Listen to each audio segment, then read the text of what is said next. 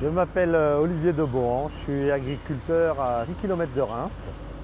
Exploitation en polyculture élevage, grande culture, céréales, betteraves sucrières et puis également un atelier de jeunes bovins de 400 places.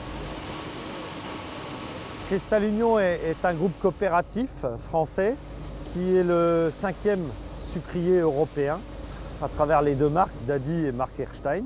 Et puis également, on est producteur d'alcool pour l'alimentation humaine, mais pharmaceutique ou parfumerie, et des biocarburants de première génération à travers l'éthanol. On se trouve actuellement sur le site de Bazancourt. Le site de Bazancourt transforme plus de 2 millions de tonnes de betteraves, une partie vers le sucre, mais également une partie vers l'alcool et l'éthanol, sachant qu'il faut 1 tonne de betterave pour faire 1 hectolitre d'alcool ou d'éthanol. Dans les parités équivalentes en blé, il faut 1 tonne de blé pour faire 3,5-3,6 hectolitres d'alcool ou d'éthanol, mais également 400 kg de drèche de blé à destination de l'alimentation animale. Les coopératives ont investi il y a une trentaine d'années dans ce centre de recherche qui s'appelle ARD, avec 2 orientations essentielles que sont l'amélioration des process industriels, mais également vers la chimie du végétal, vers la transformation de la matière agricole, vers de nouvelles voies alimentaires et non alimentaires. Aujourd'hui, nous sommes complètement autonomes et autosuffisants en eau, puisque nous captons les 70% d'eau que compose la betterave.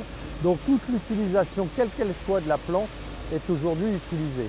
Il y a des coproduits, mais il n'y a plus de déchets. Tout est valorisé dans des schémas dits d'économie circulaire, de manière à optimiser à la fois le process industriel, mais dans un but bien précis, économique et environnemental. Cette dynamique donnée par l'Europe donne de nouvelles perspectives en termes de transformation de la plante, de la matière agricole, qu'elle soit betterave, qu'elle soit céréales, blé ou autre.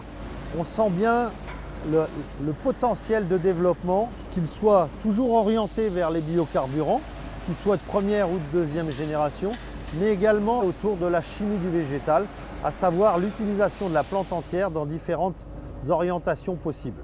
Que ce soit à travers des biocarburants, à travers des caoutchoucs, pour la production de pneus par exemple, mais également à travers différents acides et en particulier un qui peut intéresser les chimistes qui est l'acide métacrylique.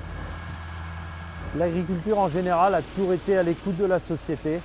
Si on fait un peu l'histoire, on est sorti de l'après-guerre, on manquait de tout, on nous a dit de produire, on a produit. Aujourd'hui on nous dit de produire différemment, on produit différemment. Ça ne nous pose aucun problème, le tout c'est qu'on soit en phase et qu'on sache se parler et qu'on sache communiquer ensemble.